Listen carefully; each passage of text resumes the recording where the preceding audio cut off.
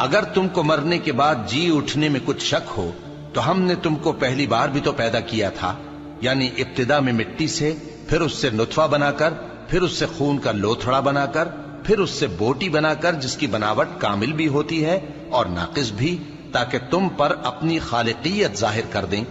اور ہم جس کو چاہتے ہیں ایک میعاد مقرر تک پیٹ میں ٹھہرائے رکھتے ہیں،